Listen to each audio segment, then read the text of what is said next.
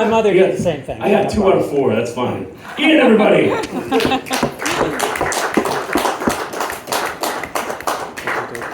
Well, I'm the last one in the family to have to deal with, so I'm happy for it.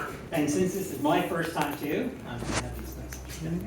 So I just want to talk a little bit about, city life versus country life based upon my experience, which is just one person's experience I've met. So a long time ago, when I was a lot younger than I am now, I got into grad school in a town called Boston. And it was a pretty well-known grad school. You've probably heard of it. And so I was telling my friends, I'm like, yeah. And my friend said, man, dude, you got in there? Man, you're going to be loaded. Oh, man, you are going to be one of those made people. What are you going to study? Business? Economics? Finance? And I said, no, I'm going to go in a different direction. I'm going to study Russian literature. And my friends looked at me kind of with a little bit of horror, pity, and sorrow mixed in. And like, man, why would you do that? And I said, well, it's like Dostoevsky, Tolstoy, Chekhov. They cared about the little man, the common person. I want to think about those people too. So my friends just kind of gave me that look. I'm like, man, you're making a mistake. You don't want to do that, man. But I did. So 8 years of grad school. It was a long time. It dragged. There was one person once who finished it in 7 years. She's the only one, and she became chair of that department. I heard about another guy.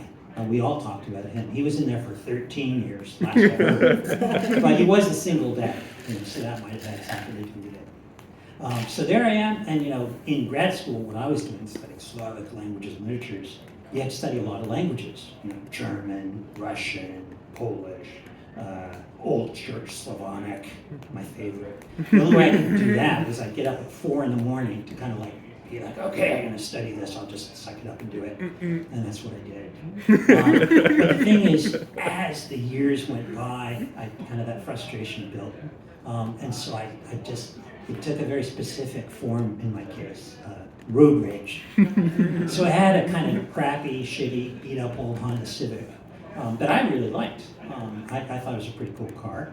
And it would really piss me off when people would pass me. They'd cut me off. And sometimes they were driving really fancy cars that were a lot nicer than mine. So when people would do that, I'd let them know what I thought of them, like no uncertain terms, gestures, words, all those things.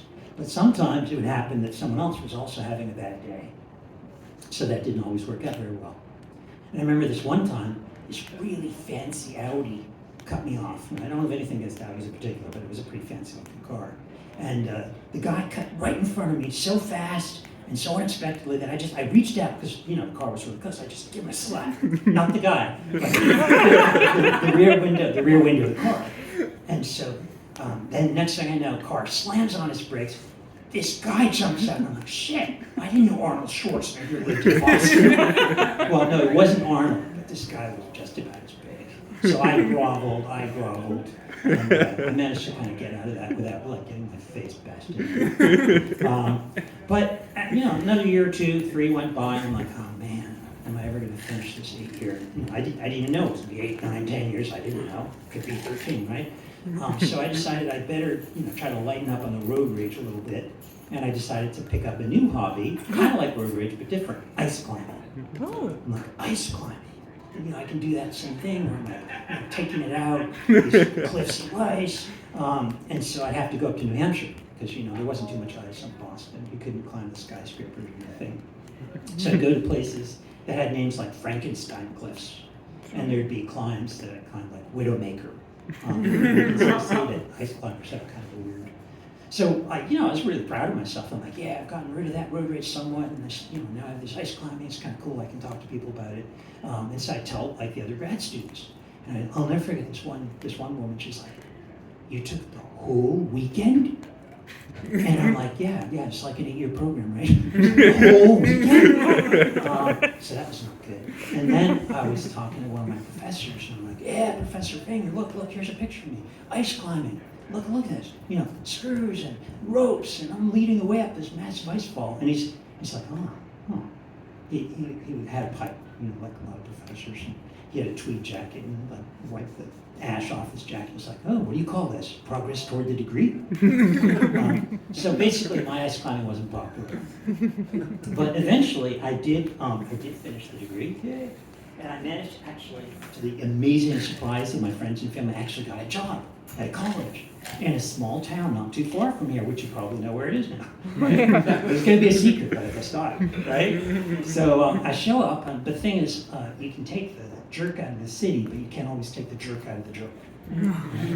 So there I was, and it turned out that road rage hadn't completely disappeared. So we have one intersection in our town. Any of you who've been there know. And I was going through that intersection, just minding my own business, when someone cut me off, like in that, and just brought it all back. Those 8 years of frustration, and I'm like, what? So my hand was making its way up, and I'm like, and then just then, I realized that it was this person who was the dean of the faculty. So the dean of the faculty, that's like God in professor land. And I was just what they call a junior professor, you know? So I'm like, oh, and my hand hadn't been out of the window, and the curling of my lip I tried to make it into a smile. And I think that she didn't notice, as far as I could tell, right? Another time, just because I'm still getting used to the country, right? My beloved cousin Allison came to visit, and she was with her husband Rich, and they had a baby. They were so proud. That's part of why they came to visit. The baby was just like a year old, and had one of those little baby backpack carriers, you know. So Rich was carrying the little baby Evan on the backpack, and I'm like, let's go for a walk in the country, because I didn't know about things like trespassing yet, right? And so I'm like, let's go for a walk. There's a lot of beautiful country around here we can walk in. So we're walking along, and Rich has the baby in the baby carrier, and I couldn't believe it. It was May, it was mid-May, and I see this turkey, this gobbler, this male turkey in full strut, you know, and they're like peacocks when you see them, like beautiful.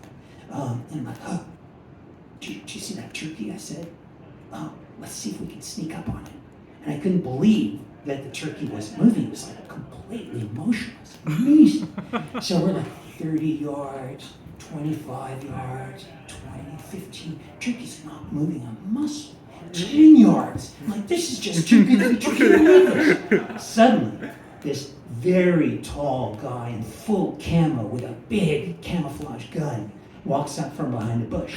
He's like, that's our turkey decoy. We've been out here since before dawn trying to get a turkey. Do you know that it's hunting season right now? Just go. And I'm like, oh man, we fucked up your day. And I will never forget how polite that guy was. So I guess the point I'm trying to make is that it's good for us to live in small towns. It teaches you how to be nice to people.